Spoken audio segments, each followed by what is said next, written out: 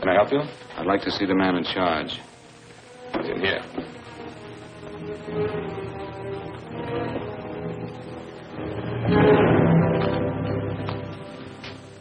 I want to report a murder. Sit down.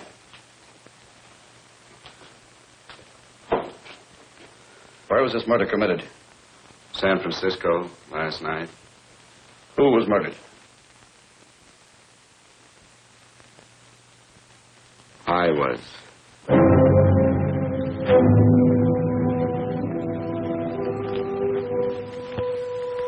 Well, do you want to hear me out or don't you, Captain? I don't have very much time. Your name Bigelow? Frank Bigelow?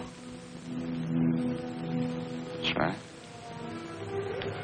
Answer the San Francisco APB. Send it direct to Inspector Bannon at Homicide. Tell him we found Frank Bigelow. Go ahead, Mr. Bigelow. Well, this involves some other people, Captain. A number of other people. You tell it any way you like.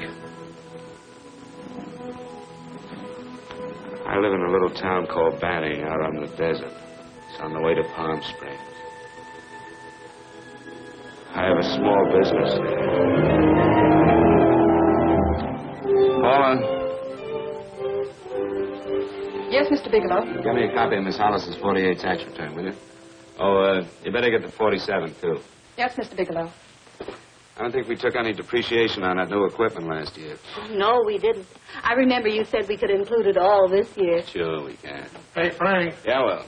Peterson says he wants a financial statement before he can give me my loan. Hello, Kitty. I will. Well, I'm leaving for San Francisco today, but I'll be back in about a week. I'll take care of it for you then. Sure is a scorcher, isn't it? Well, I've seen him worse. Well, have a nice time, Frank. Yeah, thanks, Will. Paula, why don't you come down to the place and let me give you another permanent? Makes your hair so much easier to manage in all this heat. I can't afford it right now. Maybe next month. Yeah, here it is. No, we didn't take it. Well, we can do it this year. You work it out any way you think fit. Have a nice trip, Frank. Sure, Kitty. See you when I get back. Bon voyage. Why don't you come down anyway, Paula? We'll work out a deal on that permanent. Thanks. Maybe I will. Hello? Oh, hello, Mr. Hawkins. Just a moment. Do you want him to send your ticket over? No, I'll pick it up myself. No, never mind. Mr. Bigelow will pick it up at the station. Bye.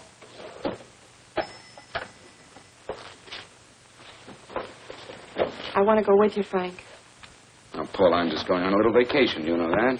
You want to go without me, don't you? Be gone just a week. And I suppose you just made up your mind to take this little vacation at 9 o'clock this morning? No, Paul. I meant to tell you about it a few days ago. I guess I forgot. Oh, you forgot. Paula, don't be like that. Don't be like what? You just drop a little announcement that you're going away. Not tomorrow or next week or next month, but today. No explanations, nothing. And I'm supposed to swallow the excuse that you need a little vacation. I just want to get away from town for a few days, that's all. Get away from this town or get away from me. Oh, Paula, please try to understand. How can you ask me to understand anything like this? No, I'm sorry, but I don't understand. Go to San Francisco, but don't expect me to be waiting for you when you get back.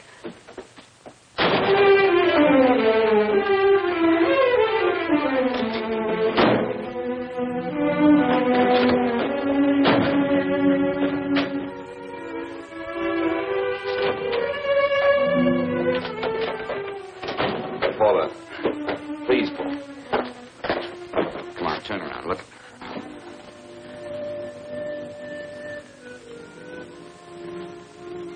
Come here. Why do you do this to me, Frank? Why can't you be honest with me? As honest as I am with you?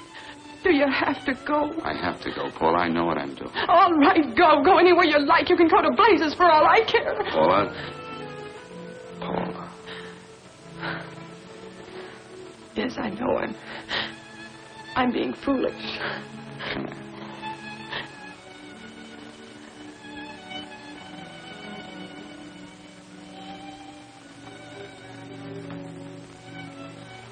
Come on, fix your face. We'll go down to Eddie's and have a drink. All right, why not?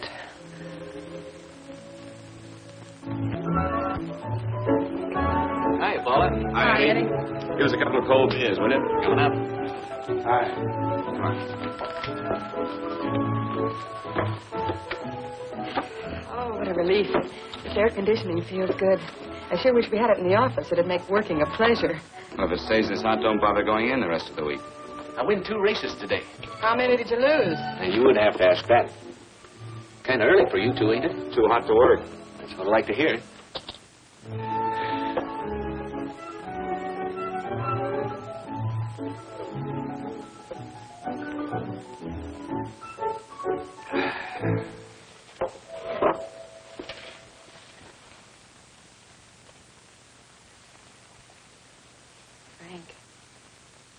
You'll take me with you, won't you?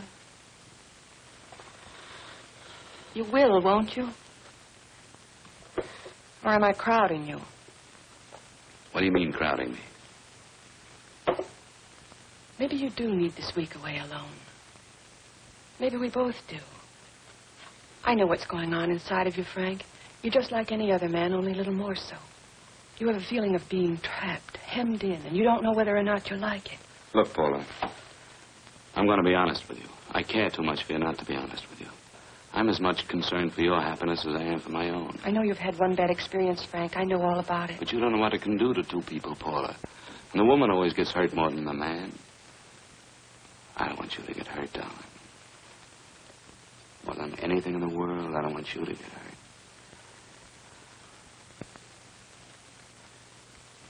Want to hear some music? All right, Frank. Got a couple of nickels, Eddie? Yeah. This won't bother you, will it? Next result doesn't come in for half an hour.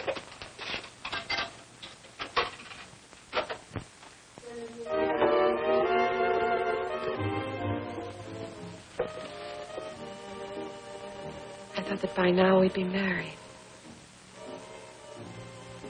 No, I'm not going to crowd you anymore, Frank. Go to San Francisco. I don't like it, but I'm convinced that you must go. I want you to be very sure, Frank. If it's right, and I believe it is, we'll have something really wonderful together. If it isn't, we should both know it as soon as possible. So you see, even if I could stop you, I wouldn't do it now.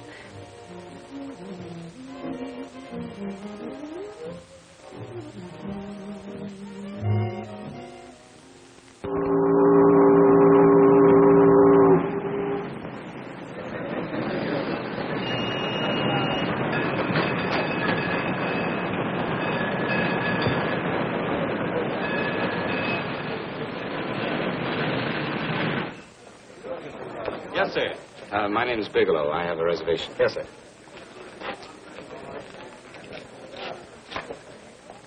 Here we are, sir. My name is Bigelow. I have a reservation. I have it, sir. It's a very nice room on the 6th floor, facing the bay. Boy, this might help you enjoy your stay, Mr. Bigelow. It's a little booklet on how to have fun in San Francisco. Oh, thank you. Very welcome, sir. Thank you. Say, is it always like this around here? No, this is market week, and it's the last day, too.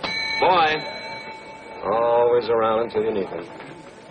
Oh, 517? Thank you. Here's a message for you, Mr. Bigelow. Long-distance call came in about an hour ago from Banning, from a Paula Gibson.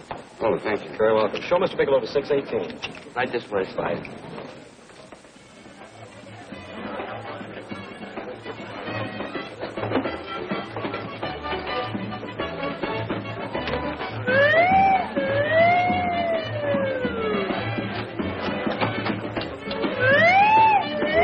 Way, Mr. Bigelow.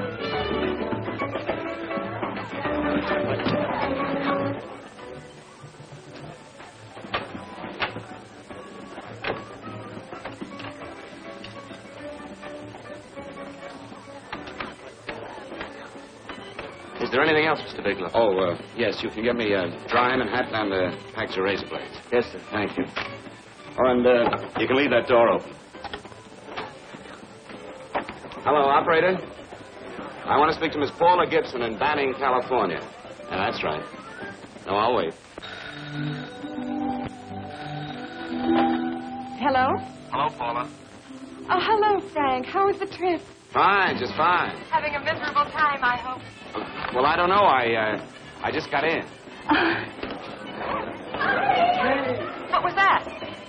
Market week. The place is crawling with traveling salesmen. You know, Charlie Anderson found out that you went away and he asked me to go out with him. Oh, really? How did he make out? I'm considering it. Is that what you called to tell me? I'll have you know that this call is strictly business, Mr. Bigelow. Did a Mr. Phillips phone you? Eugene Phillips of Los Angeles. No. He will. He phoned the office 3 times today. Said that he wanted to get in touch with you immediately. He said it's most urgent and imperative that he reach you at once. What did he want? I don't know. But he sounded deep, dark, and mysterious and quite agitated about something. Phillips. Have we ever done any business with him?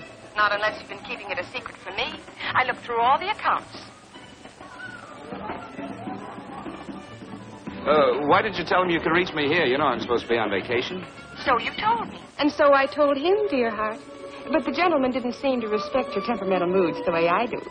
He was very insistent that he speak to you before it's too late, as he put it. Well, tell him you tried to get in touch with me and I've changed my plans and you can't reach me.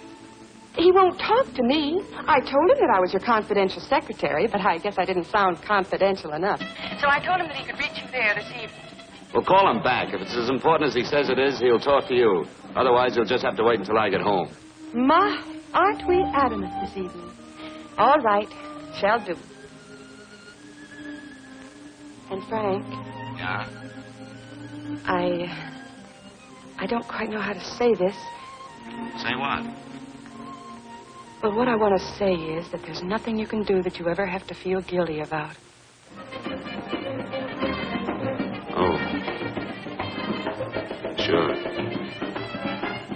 Thanks, Paula. I'll call you tomorrow. Right?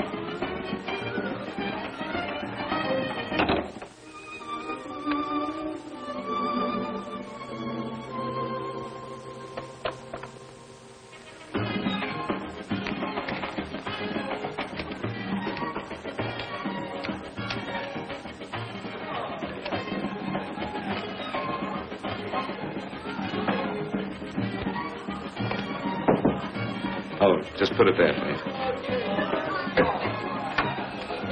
You can keep the change. Thanks very much. Say, how long has this been going on? Oh, it's been a madhouse all week, but they check out tomorrow. Oh? I thought you were with them. No, I'm just here on a vacation. Why does everybody come to San Francisco and tear loose? Excuse me. Say, I'm awfully sorry to bother you, but would you mind if I use your telephone? No, go right ahead. I'm just across the hall here. One of the boys is using my phone, and he's been on it for a half hour. I just want to call downstairs. Yeah, sure. Thank you. Room service, please. Hey, things really picked up the last few days, didn't they? You right up much business? Well, I'm not here on business. Oh, room service? It's Mr. Haskell in 617. Yes, that's right. Would you send up 3 more bottles of bourbon and 2 scotch? Yes, that's right. Oh, and some more ice, too. Yeah. All right, thank you. You here all alone? Yes, I just got in town. Well, why don't you join us for a drink? Well, I don't want to barge in on your party. Oh, nonsense. It's not a party. Just a few of the boys entertaining some buyers. You know, the usual thing. A few drinks and some laughs. It's no party. Come on. Well, Come on. All right. I know what it's like to be all alone in a strange city. I'm Sam Haskell. I'm Frank Bigelow. You think some of these guys never been away from home before? Yeah. Hey, quiet down a minute. Hey, will you quiet down a second? I want you to meet Frank Bigelow. Hello. This is Jane Carlisle. Hello. Bill Welch. How are you, Mr. Wells? Glad to know you, Bigelow. Jane's the prettiest buyer in San Francisco. Oh, hey, I resent that. You don't think I believe him, Elaine? Well, he spread that from coast to coast. Oh, gee. But it's good for my morale anyway. I'm George Cantwell. Glad to know you, Mr. Bigelow. Bigelow, yes. Right on much business? He's not here on business. Oh? Well, Well, why don't you get the man a drink before he dies of thirst? how about a little bourbon? Well, that's fine. Bourbon it is. Of course, Mr. Wallace. In fact, yes, Mr. Wallace. But, Mr. Wallace, I'll need at least a week in Cleveland to visit all my accounts. I can't figure on being in Philadelphia until the 17th. Eddie, will you get off the phone? I want you to meet Frank Bigelow. That's his boss. He's been trying for an hour to get his expense account boosted. Yeah, the way this guy holds on to a dollar, you'd think they weren't printing them anymore. Yes, Mr. Wallace. I'm leaving here the first thing in the morning. Yes, sir. Oh, keep your hips loose, Harry, like this. Oh, yeah. How's he doing? Oh, there's nothing wrong with Harry's drummer. The 2 years ago at the Murrays when you see. I know. Wait a minute. I was doing all right. This is Sue and Harry Brandis. Hello. Good to meet you. How are you? Where'd you find her, Sam? On a dance marathon? She's perfect. Say, I'll bet you could do the rumba. Well, a little, but I'm kind of rusty. Anything would be an improvement after Harry. Oh, how do you like that? Well, here goes. Hey, you're good. Oh, my wife, she's a good dancer, isn't she, Bigelow? Oh, yeah. Fellas, I thought you were going to show us a good time tonight. Is this doing the town? That's right. We practically bankrupt our stores to buy everything you've got. Then you keep us in this hotel room. I agree. This is my last night to howl before I go back to being a dutiful housewife. Well, it looks like we're stuck, boys. This is where we blow all our commissions in one night. And you're coming with us, Bigelow. Oh, no, thanks. You run along. I've got to get unpacked and have dinner. Oh, no, you're not going to get away from me. Now that I found a man who can dance, I'm going to hang on to it.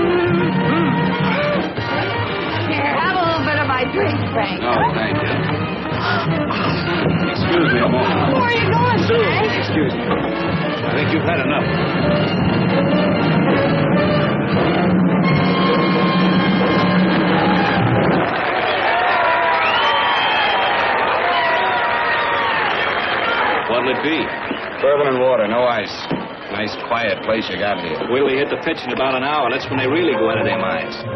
Who's the blonde? Oh, she's one of the chicks that hangs around here. She's jive crazy. Come again? Oh, you ain't hip, pal. Jive crazy means that she goes for this stuff. Just between you and me, I don't get it either, but I gotta listen to it. They're all connoisseurs, music lovers. Me, I like Guy Lombardo. What's the matter with him? Oh, he's flipped. The music's driving him crazy. Come down, Jack. Oh, don't buy me, man. I'm being light. Is the blonde alone? Oh, sure, society. She always comes in alone. Drives a big convertible, wears a mink coat, but knows everybody. But she always comes in alone. Thank you. I wanted to kiss you. I tried to... Give me another blast, Leo. What's your story, Jeannie? Easy.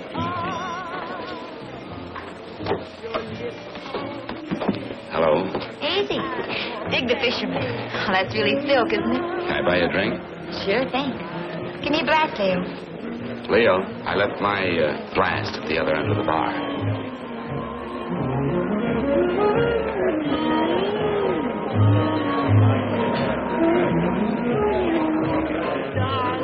My name is Jeannie. What's yours? Frank? I've never seen you here before, Frank. Well, I've never been here before.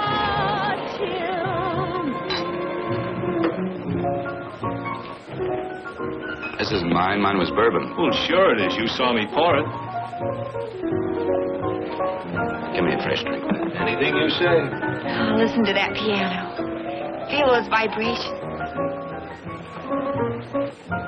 You don't get your kicks out of this, do you? I can live without it. Why do you stay here? I don't know. I bet I know. You're lonely in a big city.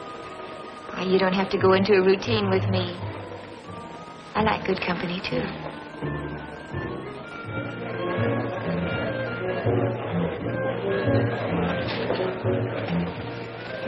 Say, there are some people there I want to avoid. Couldn't we get out of here? Let me think about it. Oh, come on. How about going somewhere else, then? Why don't you meet me later? Okay. Where? I tried to forget you, but you whispered, darling, I love. Call me at that number later. It's my next stop. They've got a band there that'll really send you. See you, Jeannie. Easy.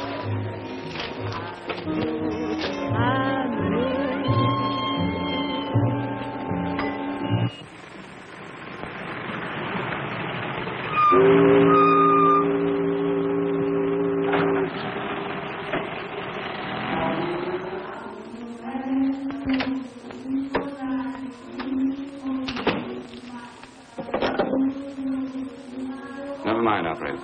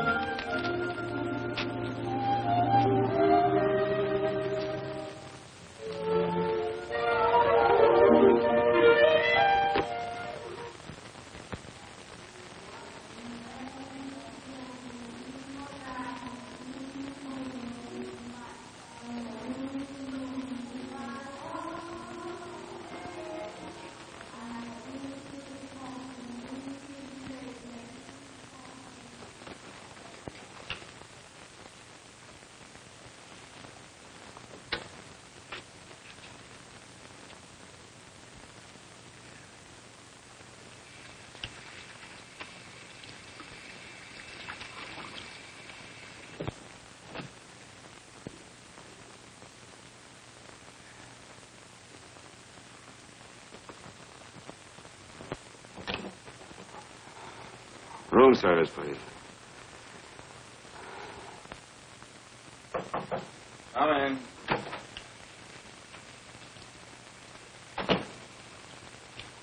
Be right with you, waiter. Yes, sir.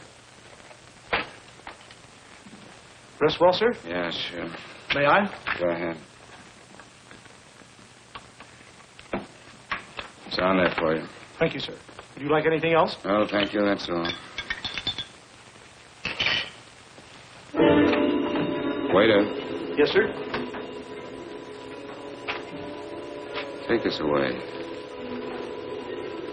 Is there anything wrong, sir? No, just take it away. I don't even want to look at it. Are you all right, sir? Yeah, sure. All right, I just had too big a night, I guess, that's all. I need some fresh air. Of course. Thank you, sir.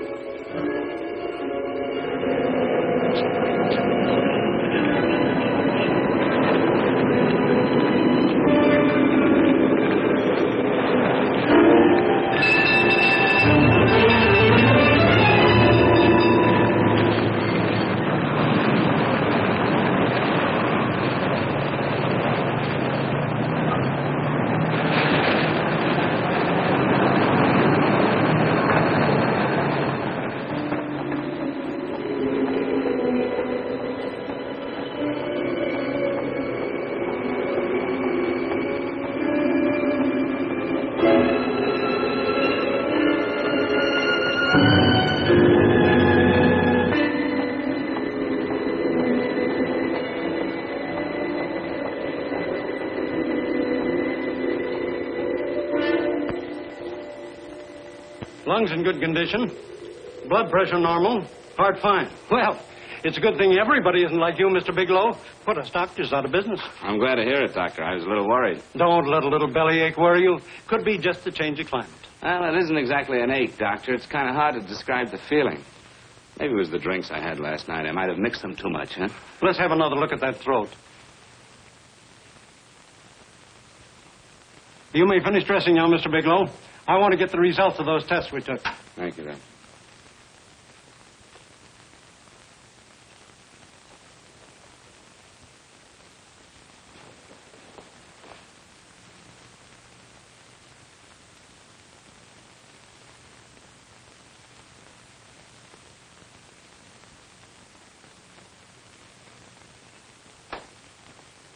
Mr. Bigelow, this is Dr. Schaefer. Hello, Doctor. How are you? Sit down, Mr. Bigelow. According to the information you gave Miss Wilson, you're not married, Mr. Bigelow. That's right. Do you have any relatives, family, anyone in San Francisco? No, no one. I don't know a soul in San Francisco. Where is your home?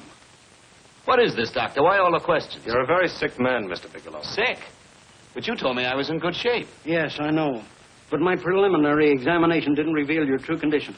You sound as if it's pretty serious, Doctor. It's extremely serious. I want you to understand that we wouldn't tell you something like this unless we were absolutely certain. Well, of course, of course. You must steel yourself for a shock, Mr. Bigelow. Well, go on, Doctor. What is it you're trying to tell me? Our tests reveal the presence in your body of a luminous toxic matter. What is that exactly?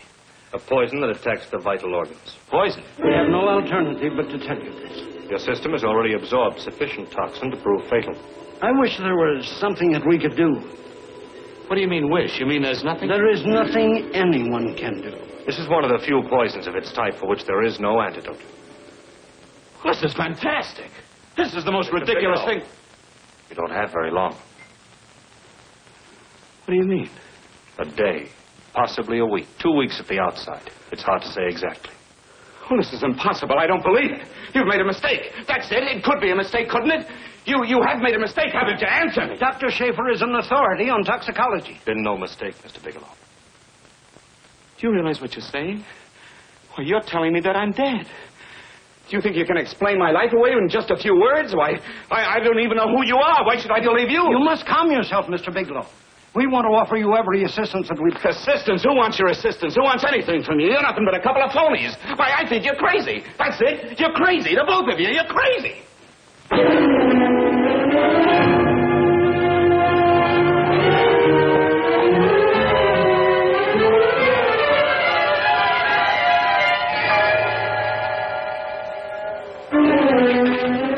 Where's the doctor? You can't come in. Come on, tell me. You have to go through the thing before you come Get out here. of here. Doctor. What's the trouble here? What's the matter with you? Doctor, I want you to examine me for luminous poison. Come right in here.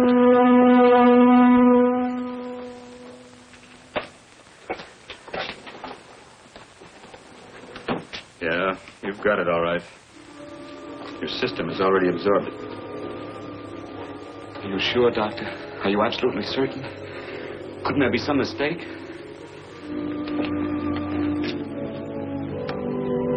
There it is. Toxin is actually luminous in the dark. Now, there's no doubt about it, Bigelow. I don't feel sick. My stomach is just a little bit upset.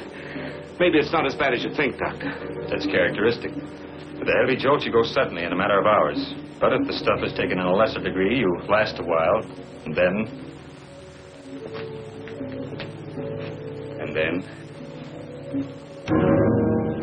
Give it to me straight, Doctor. Well, a number of things are involved. The systemic condition of the individual, the amount consumed, exertion. Yes? You won't feel too badly for a while. Then it will happen suddenly. A day, 2 days, a week at the most.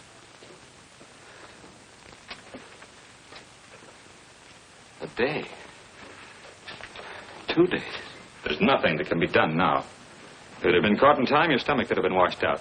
But you've had it in you for some time now. For at least 12 hours, haven't you, Bigelow? I don't know. You don't know? No. Don't you know how you got it? No. This is no accident. Somebody knew how to handle that stuff. That wax is tasteless and odorless. The amount of alcohol in your body, you must have got it in liquor. I was drinking last night. Arrange for your admission to the hospital immediately. Of course, I'll have to notify the police. This is a case for homicide. Homicide? I don't think you fully understand, Bigelow. You've been murdered.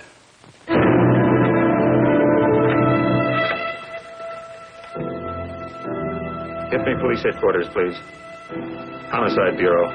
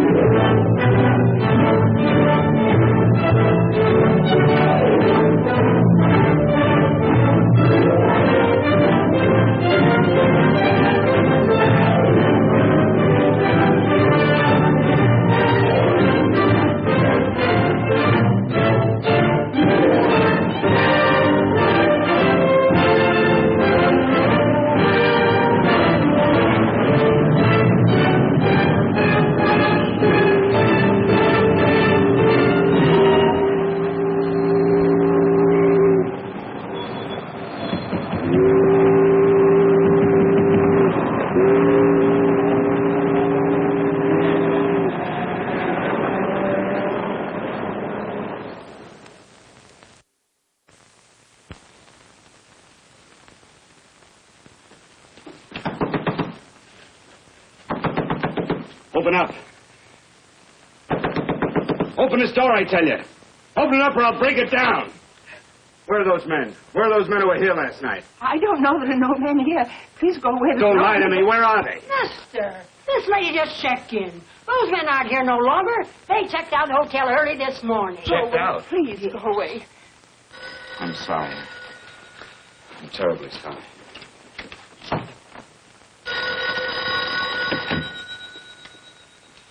Hello? Please, Mr. Bigelow, my eardrums. Oh, hello, Paula. Your enthusiasm overwhelms me. Why haven't you phoned me? Or is there a quota on telephone calls up there? I'm sorry. I've been busy. I'll bet you have. Visiting the museums, no doubt. What's happening up there that's exciting or different? Nothing, not a thing. I'll bet you miss me, but you're too stubborn to admit it. Sure. You know, if you'd like me to come up, I could pack a toothbrush and leave right away. No. Well, you don't have to snap my head off. You could at least make pretense of missing me. I'm sorry, Paula. Of course I miss you. Listen, Paula, Paula, it's just that I don't feel like talking now. I'll call you later. Don't strain yourself. You phone me sometime when you feel more like talking. Oh, by the way, I called that Mr. Phillips back. Phillips? Yes, you know, the man that tried to reach you. Well, I'm afraid you'll never know why it was so important that he speak to you. His office said he died yesterday. Frank, are you there? Did you hear me? Die? When? Yesterday. So you won't have to bother your little head about him anymore. You can just go ahead and have fun. Paula, what did he die from? Do you know? I suppose he died from whatever people usually die from.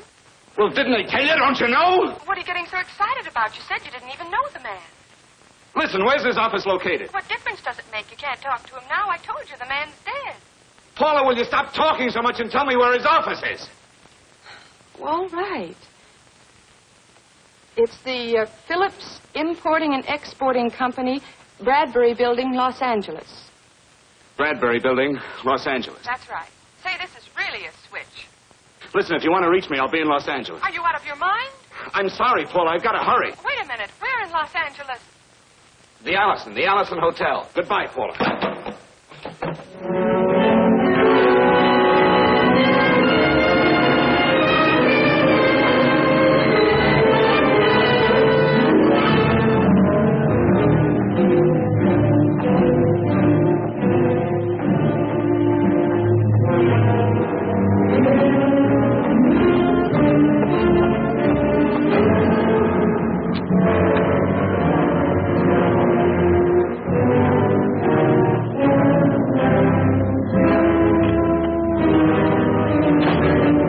See someone in charge here. What is it in regard Well, to? it's a personal matter. It's quite urgent. Perhaps Mr. Halliday can help you. Who's he? He's our controller. Your name, please? Bigelow. Mr. Bigelow to see you. Send him in. Go right in, please. That door.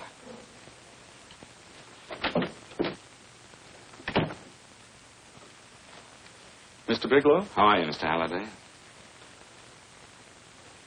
What can I do for you? Well, Mr. Phillips phoned my office several times yesterday. I'd like to find out what it's all about. You know Mr. Phillips died yesterday? Yes, I know. Well, I don't understand. If he phoned you, didn't he tell you what it was about?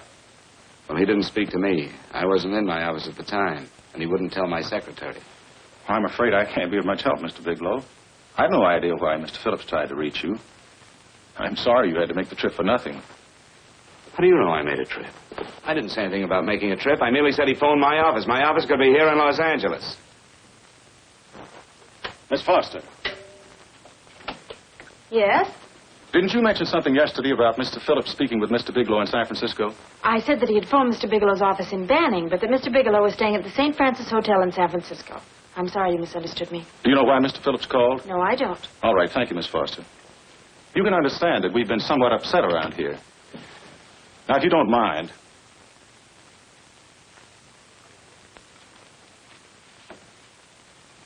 Does Mr. Phillips have a wife, family, anyone that could help me?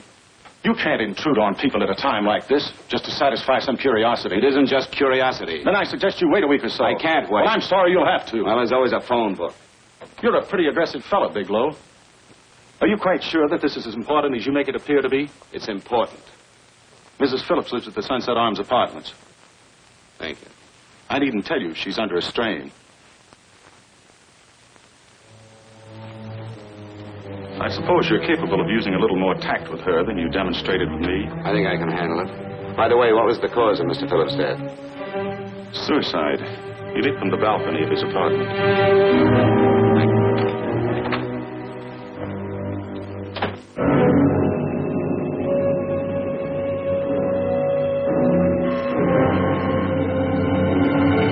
Come in, Mr. Bigelow. I'm Stanley Phillips, Eugene's brother. Halliday phoned that you were coming.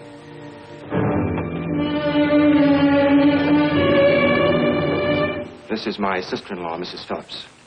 I'll try to make this as brief as possible, Mrs. Phillips. I'm afraid I can't be of any help to you, Mr. Bigelow. I haven't the slightest idea why my husband wanted to speak to you. Well, I guess Halliday covered just about everything. Did your husband ever mention anything about me, Mrs. Phillips? Anything at all? No. I can't recall Eugene ever having mentioned your name.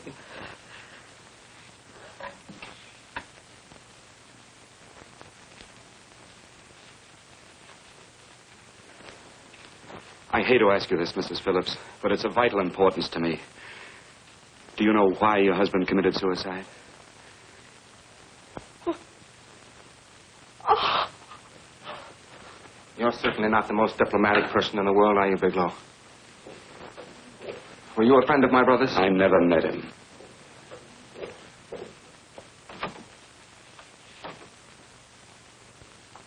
My brother was in a jam, a pretty bad jam. He was arrested 2 days ago. He sold some iridium to a dealer by the name of Majak. It's a very rare metal, very costly. Anyway, the iridium turned out to be stolen. He was released on bail yesterday, but he faced a pretty stiff prison term. And have committed suicide for less. Yes, I know. That's how the police feel about it. What puzzles me, though, is this crooked deal. Knowing Eugene, you wouldn't say he's the type of man to be mixed up in anything like that, now would you? I told you I never met him. That's right, so you did. Now, what's this all got to do with you, Bigelow? I don't know. Let's come clean with each other, Bigelow. Surely you must have some idea why my brother was so desperate to contact you. I have no idea. That's odd. Then how could it be of such vital importance to you? Well, you seem to know the answer to everything else. Maybe you know the answer to that one, too.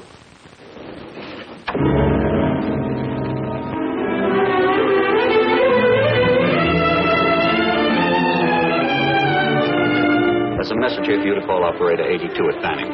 Oh, thank you.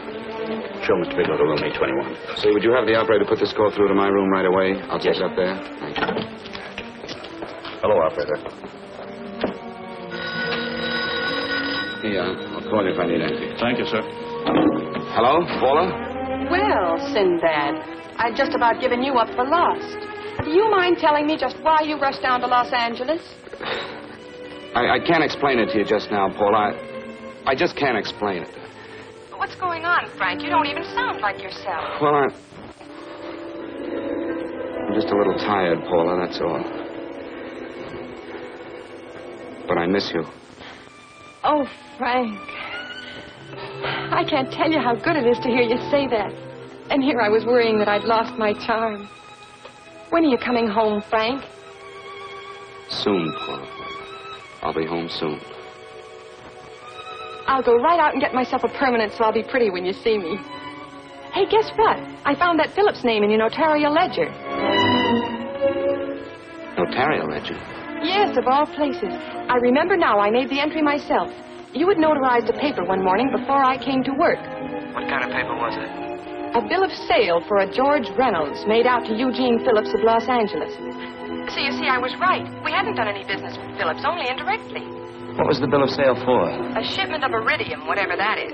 Iridium? You mentioned at the time that this fellow Reynolds had made some kind of a deal in Palm Springs, and he stopped in your office early in the morning on his way north to have it notarized. Wait a minute. Wait a minute, George Reynolds. That was about 6 months ago, wasn't it? That's right, 6 months ago. Thanks, Paul. Oh, goodbye. Goodbye. Hello, operator. Get that number back for me.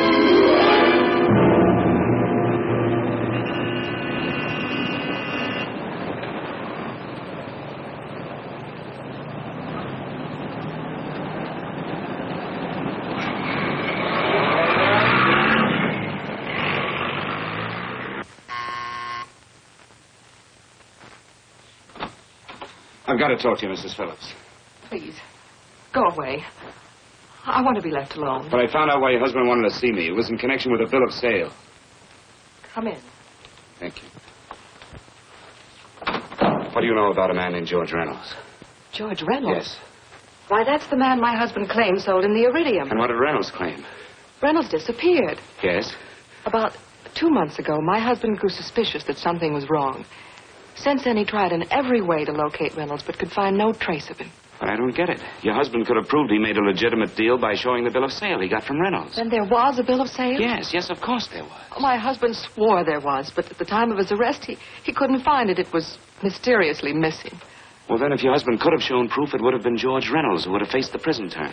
Eugene was convinced that Reynolds had stolen the bill of sale. He was the only one who had reason to eliminate evidence of the transaction. Thank you. you, Mrs. Phillips. Thank you very much. You've been very helpful. Oh, if you'd only come sooner, Mr. Bigelow. My husband might be alive today. I know.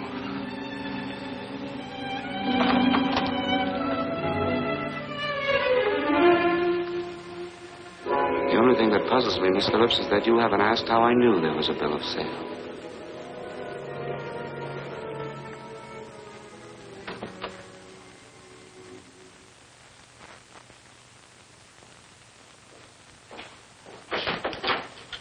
Mr. Holliday isn't in. He should be back shortly. I think you're the one who can help me, Miss Foster. Mr. Phillips tried to reach someone else before he called me yesterday, didn't he? Why don't you ask Mr. Holliday? Obviously, Mr. Holliday wasn't here yesterday, or he wouldn't have had to learn from you that Phillips called me. And you're the logical person to know who else Phillips called. I don't believe that's any of your business, Mr. Bigelow. Don't think you're revealing anything confidential, Miss Foster. I know that he tried to reach somebody else. Mrs. Phillips told me. You're bluffing, Mr. Bigelow. I don't know what you're after, but you're trying to trick me. Mrs. Phillips didn't tell you a thing. How do you know that? Mrs. Phillips knows nothing about it. She doesn't. Well, why wouldn't she? Wait a minute.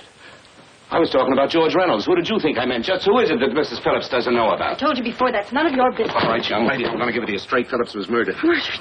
I don't believe you. He told me because he needed me to clear him. Phillips was innocent. Innocent men don't have to jump out of windows. Murdered?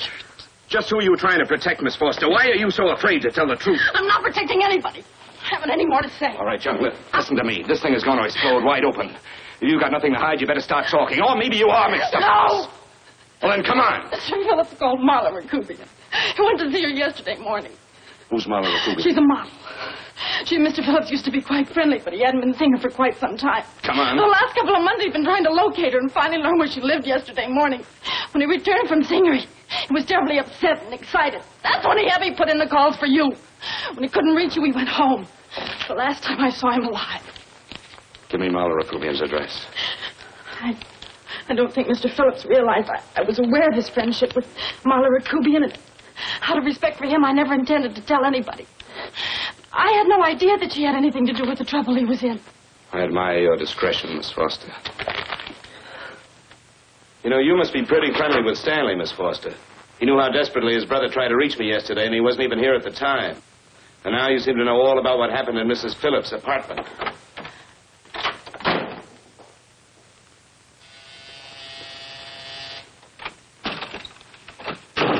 Miss Rakubian? Yes? What do you want? Get out of here or I'll call the Go police. ahead, call him. Oh, go ahead, call him. Going on a trip, huh? Yes, going away for the weekend. Sailing for Buenos Aires tomorrow, some weekend. I'll send you a postcard. Now get out of here. Who are you going with, George Reynolds? Never heard of him. I suppose you've never heard of Eugene Phillips either. Just who are you? What do you want? Never mind who I am. Where's Reynolds? I told you I don't know him. Now will you get out of here and leave me alone?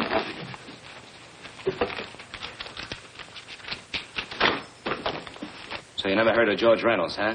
And don't try to tell me that this isn't him because I've seen him. If you think you can scare me, you're crazy. Look, I know that Phillips came here yesterday. And right after he left, he was pushed out of a 6-story window. Pushed?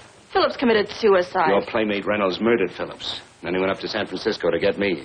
Because I knew about a certain bill of sale. I don't know what you're talking about. You're in this right up to your pretty little neck. I'm not mixed up in anything. Get your hands up. Drop that picture on the couch. Turn around. Don't get any ideas because I'm not afraid to use this. Give me your wallet.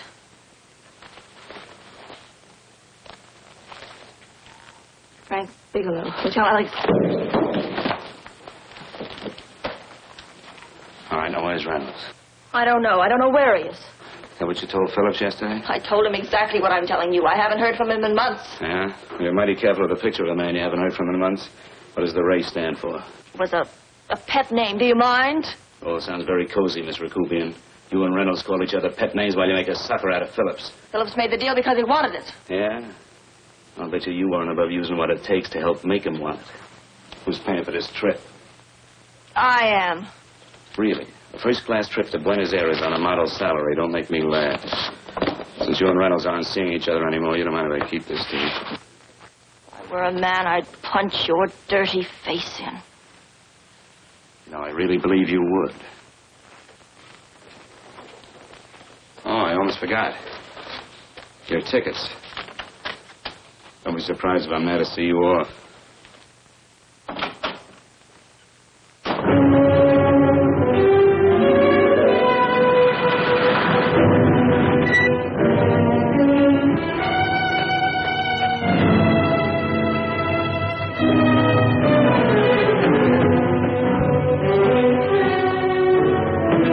Angelo.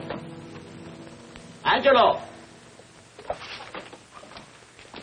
Oh, Angelo. Do you remember taking this picture of George Reynolds? I take so many pictures, I can't remember them all. This gentleman is a friend of his and would like his address. We have no card on him. I don't think we ought to do that. He's willing to pay $20 for it. That's the paper we used last year. Of course, you understand we usually don't give out the information about our clients. I know. You're a couple of high-class fellows. Thank you.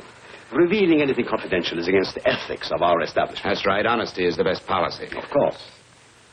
But in your case, inasmuch as you're a personal friend of Mr. Reynolds... Thanks. I knew you'd come through. Got it. Here it is. We don't have his address. He must have called for the picture. But he couldn't have been a very good friend of yours, mister. Because his name is not George Reynolds. It isn't. Well, what is it? It's Huh? Oh. Yes. It's Raymond Rakubian. Rakubian? What's so unusual about that? The picture's signed Ray, isn't it? Yeah. Yeah.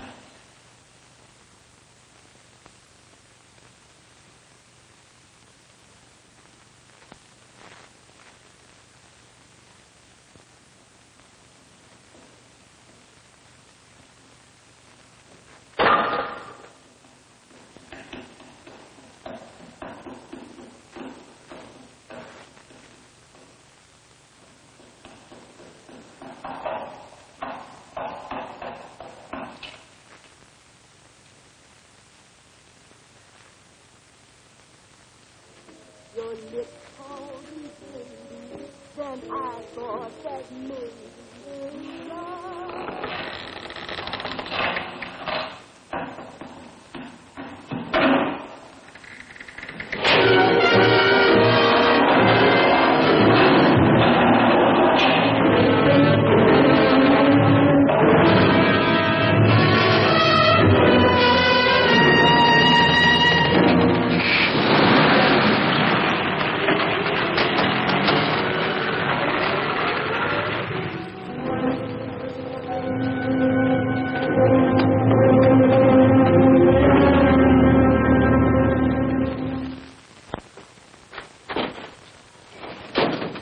Bigelow.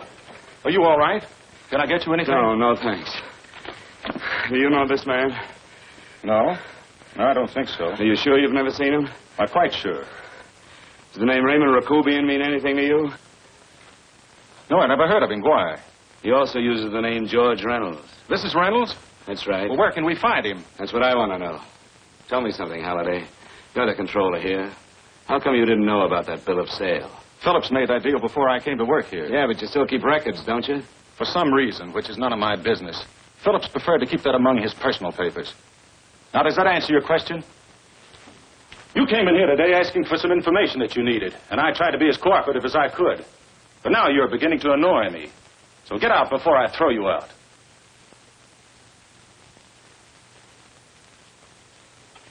You know, you really frighten me.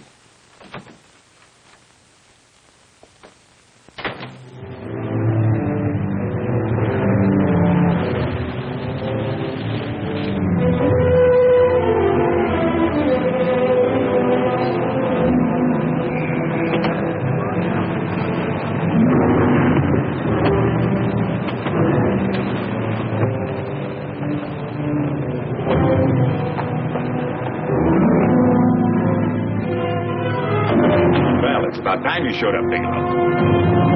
Go ahead, babe.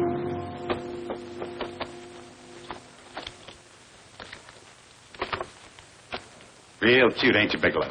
Just real cute. Paula didn't lose much time getting a hold of you guys, did she? Shut up. Let's go, Bigelow. Look at him. He can't take it. Soft in the belly. You do that again and I'll kick your face. Lay off, Chester. Cut it out. Shut up! Who asked you? Better let him answer. The clerk might know he's in. Go ahead, Bigelow.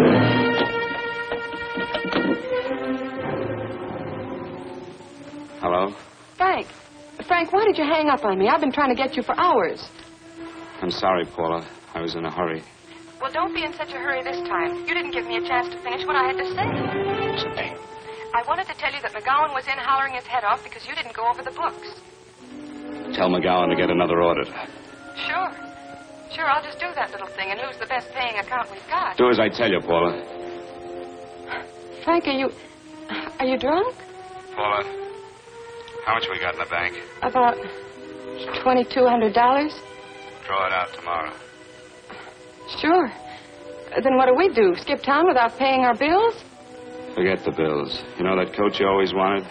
Buy it. You are drunk. You know, if I didn't have such a good character, I'd be tempted to take advantage of your intoxicated state, Mr. Bigelow. I'm not drunk, Paula. Well, then don't tell me that one day away from me can affect you this way. Cut it short. Paula, Yes? I'm sorry I left you. I never realized how much I love you. But I know it now. Oh, Frank, darling, I love you too so very much. Please come home. I miss you terribly. I said cut it short. I'd just love to let you have it, Bigelow. Let's go, Chester. This guy's kept us waiting long enough now. Walk in front of me, Bigelow. And keep your mouth shut. If you so much as look cross-eyed at anybody, I'll blow the back of your skull out.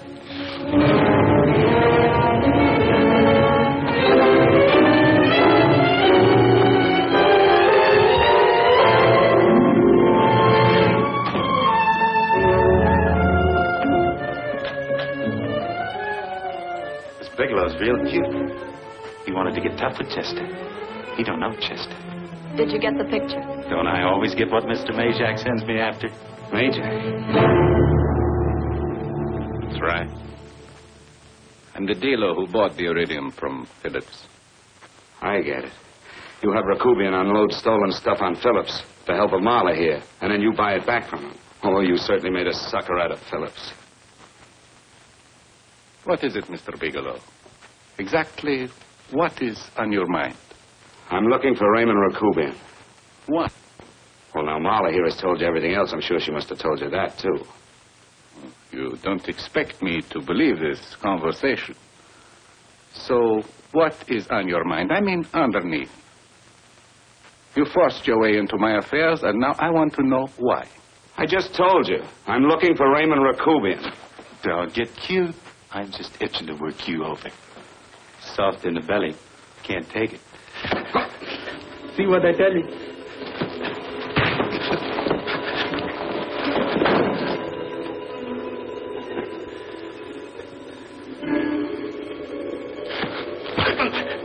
Can't do that to Chester. I'm going to blow your guts out. Easy. Lay off, Chester, not now. Look at him. He's so scared of Chester, he'd talk now. He's not afraid, Chester. You can tell from a man's eyes when he is afraid. Look at his eyes.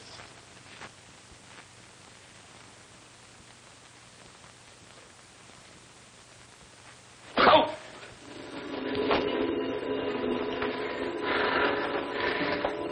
I'm telling you, Majak, you better keep him away from me or he's really going to have to use that gun. Go away, Chester, please. Do what I tell you, my boy. Please. And help Dave.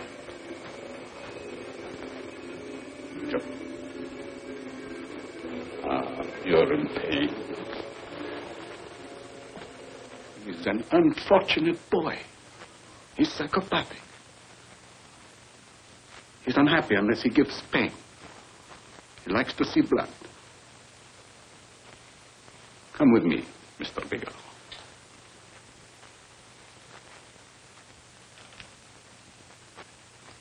Raymond Rakubian was my nephew. He could not possibly have tried to kill you. He's been dead 5 months.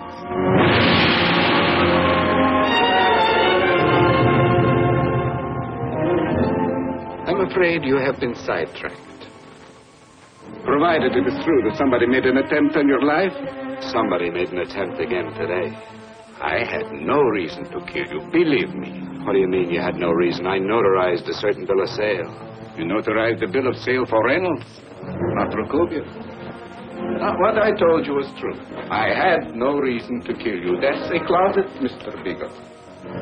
And under other circumstances, you could go home now.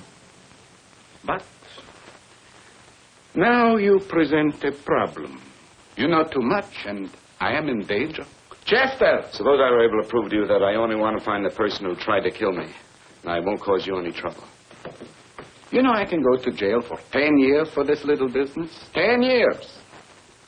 At my age, that's my life. That means my entire life. With my life, I do not take chances. I am sorry, believe me. You want Joe to go with you? No. Just Bigelow and me. And baby makes 3. But Majak.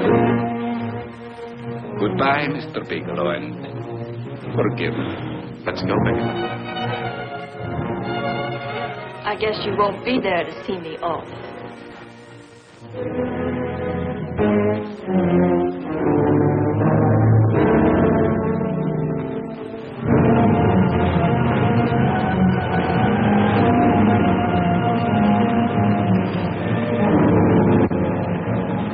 Tried to make a boob out of me in front of Majak.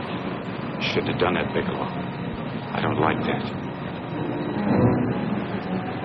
I'm going to enjoy this, Bigelow. I've done jobs like this before. I knocked off guys I could like.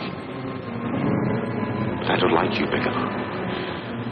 I never liked that puss of yours from the minute I seen it. Yeah. I'm going to enjoy this.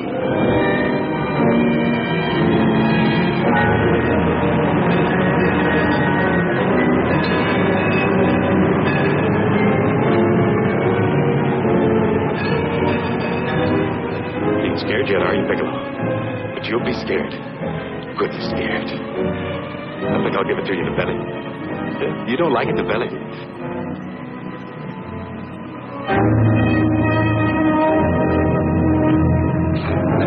Good. Try. I'd just love you to try it, Bigelow. Why don't you try? Go ahead.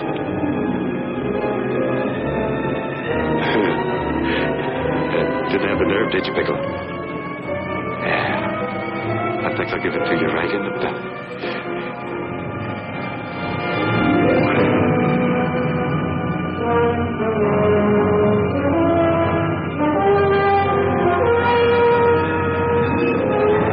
Takes longer when you get it in the belly.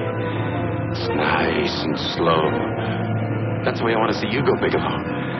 Nice and slow.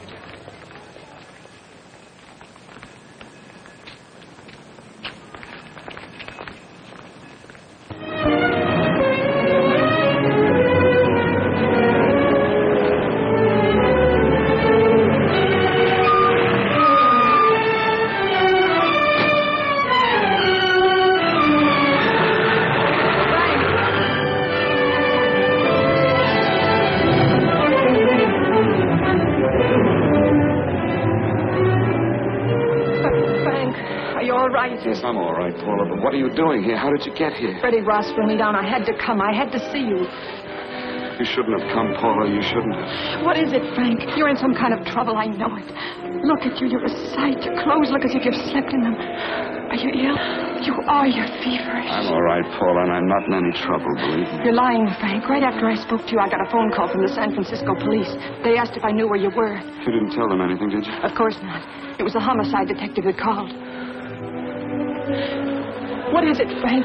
If you're in any kind of trouble, you certainly can trust me. Look, I'm not in any trouble with the police, Paula, believe me. But you can't stay here. You've got to go back to Banning right away. No, I won't go, Frank. I won't. I'm staying here with you. Paula, it's better that you go back, believe me. Why? What's this all about? What have you got to do with this Phillips and Reynolds? Phillips was murdered. What could that possibly have to do with you? All you did was notarize a paper. You've notarized hundreds of papers. I know. All I did was notarize one little paper out of hundreds. Frank, you frighten me. You don't even act like yourself.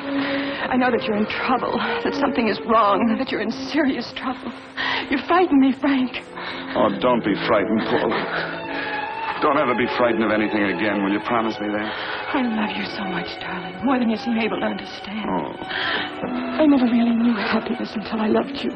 Sometimes when I used to be afraid that you weren't sure how you felt, I tried to hold back, but I couldn't. Losing you would have been losing everything. There would have been nothing left. Don't, Paula, don't. Now I'm afraid again. Somehow I feel that I'm going to lose you, but there's nothing I can do about it. I feel so helpless. You're leaving me out of something. Tell me, Frank, what is it? Give me a chance to fight back. Just give me a chance, please. You do love me, don't you? Oh, yes, Paula, I love you. I never was more certain of anything in my life. I wasn't sure before. I was a little blind, I guess, but believe me, I'm sure now. Can you understand that, Paula? I understand. A man can be like that, Paula. Something has to happen. It can be a big thing or a little thing, but it can make him realize how much someone means to him, how much he really loves her. Oh, and I love you, Paula. More than I ever thought it possible to love anyone in the world, I love you. Then why won't you tell me about this trouble you're in? Why won't you try to let me help you? You can't help me, Paula. You don't want my help. Oh, Paula, there's nothing you can do. Will you believe me? So will you please go home, please? No, Frank. I won't go. I know you're in trouble. I can't leave you like this. All right, Paula, look, wait for me in the lobby of the hotel, and I'll be back to you soon, I promise. You promise? You're yes, sure? Paula, I promise. Is that a new outfit? Yes. Oh, that's beautiful.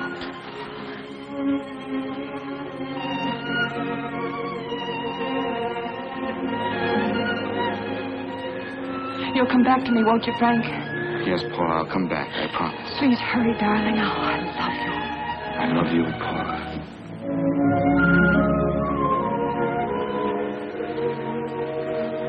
Goodbye, Paula.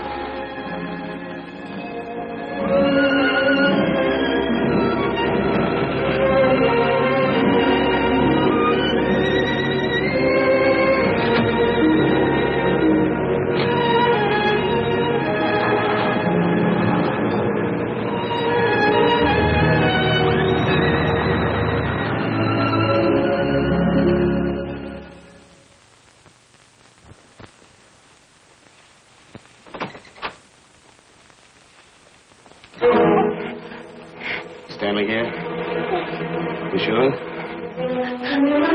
right, get in there. Now get Stanley on the phone. Tell him to come over here right away. Use any excuse you want. What are you going to do? What was Stanley going to do when he used me for a clay pigeon today? I don't know what you're talking about. Don't act innocent with me. I fell for that once. I don't know what you mean. I told you everything you wanted to know this morning. Yeah, you told me just enough so I'd get sidetracked and wouldn't know that Stanley was the one I was after. Stanley? Oh, no. You and Stanley have been together on this from the start. Now, come on, get on that phone and call him. Don't let him know I'm here. Bigelow.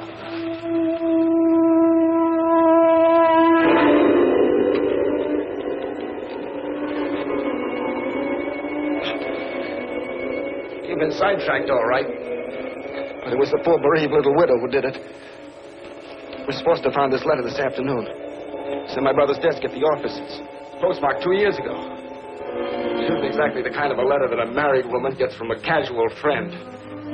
But I'm sure my brother wasn't aware that they were so well acquainted when he hired Halliday.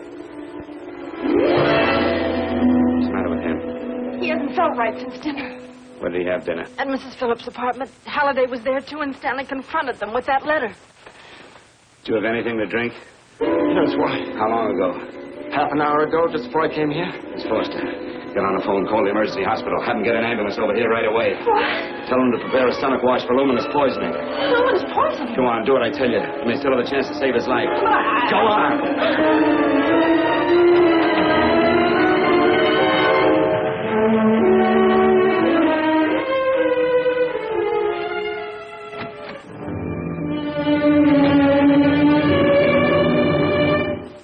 I found George Reynolds, Mrs. Phillips. He's been dead for 5 months.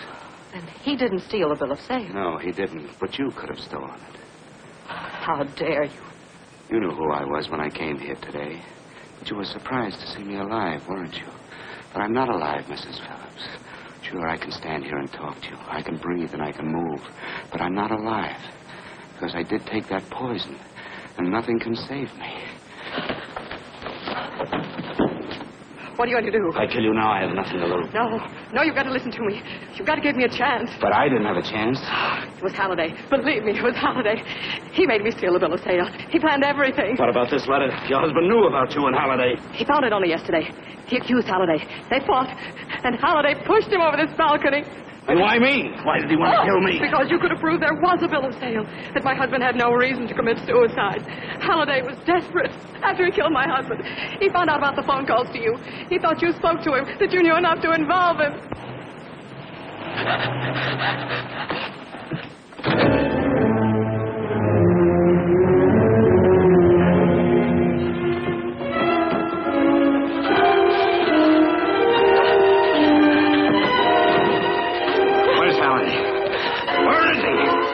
He's in the office. This time you don't walk him.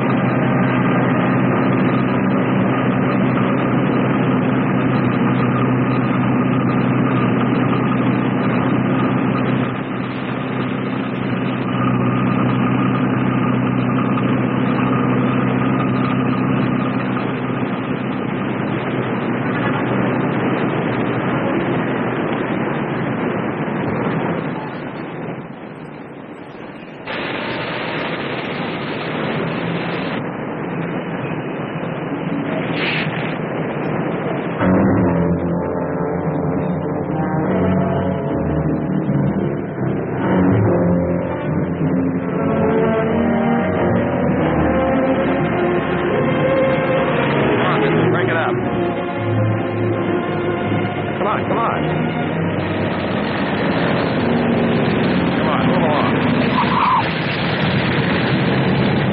Come on, let's break it up. Move along now. Let's get going. Come on.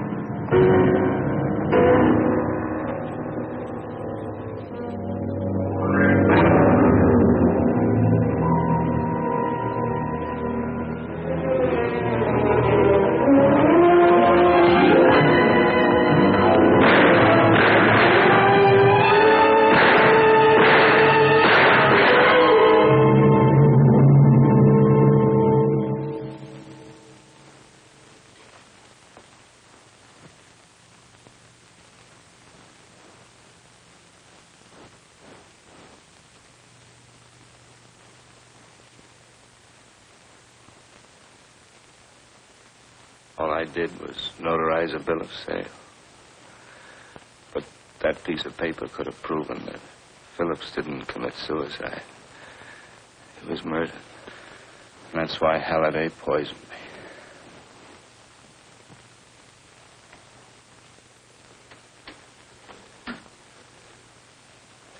Would you?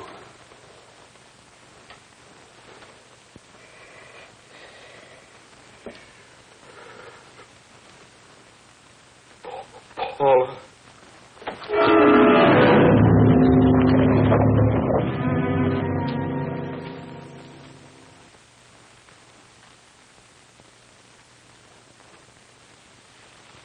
Call the morgue.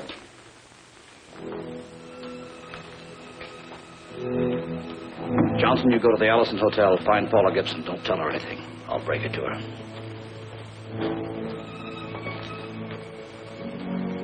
How shall I make out the report on him, Captain?